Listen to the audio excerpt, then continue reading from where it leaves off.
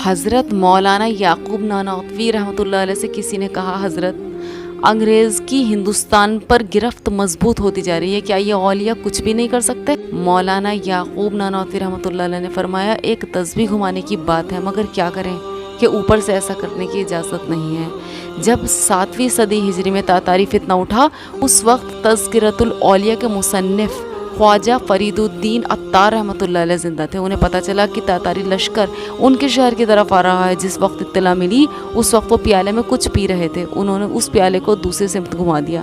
جب پیالے کو گھمایا تو لشکر راستہ بھول گیا، پورے کے پورا لشکر کسی اور سمت میں چلا گیا۔ 1 سال کے بعد دوبارہ پتہ چلا کہ تاتاری لشکر اسی شہر کی طرف آ رہا ہے۔ انہوں نے پھر ارادہ کیا کہ میں کچھ کروں، مگر الہام ہوا کہ پیارے، مرضی تو ہماری چلتی ہے، قضا و قدر کے فیصلے ہیں جو آپ کو تسلیم کرنا پڑیں گے۔ چنانچہ خاموش ہو کر بیٹھ گئے کہ اللہ، جب تیری رضا یوں ہی ہے، جب تیری قضا و قدر کے فیصلے ایسے ہی ہیں تو ہم کٹ جائیں گے۔ پھر نتیجہ یہ نکلا کہ وہ تاتاری لشکر آیا، انہوں نے شہر فتح کیا اور لوگوں کا قتل عام کیا۔ خواجہ فرید الدین عطار بھی انہی شہید ہونے والوں میں سے تھے۔ جب ریشمی رومال کی تحریک چل رہی تھی، اس وقت اولیاء اور علماء میں انگریزوں کے خلاف بڑا غصہ تھا۔ مولانا تاج محمود مروی رحمۃ اللہ علیہ ایک موقع پر بات کرتے ہوئے بڑے جلال میں آ گئے اور فرمانے لگے، جی تو چاہتا ہے کہ ایڈورڈ کے محل میں گھس کر اپنے ہاتھوں سے اس کا گلا دبا دوں، مگر کیا کروں کہ مجھے اوپر سے ایسا کرنے کی اجازت نہیں ہے۔ حضرت خواجہ عبد الملک صدیقی رحمۃ اللہ علیہ ایک محفل میں فرمانے لگے کہ اگر میں ایک توجہ کروں تو پورے کے پورے مجمع کو تڑپا کر رکھ دوں، مگر کیا کروں کہ مجھے اوپر سے ایسا کرنے کی اجازت نہیں ہے۔ ایک مرتبہ خواجہ اب عبید اللہ احرار رحمۃ اللہ علیہ کے سامنے بتایا گیا کہ بادشاہ بڑا نافرمان بنتا چلا جا رہا ہے۔ فرمانے لگے، اگر تصرف کروں تو بادشاہ ننگے پاؤں دوڑتا ہوا ابھی چل کر یہاں آ جائے گا، مگر کیا کروں کہ اوپر سے ایسا کرنے کی اجازت نہیں ہے۔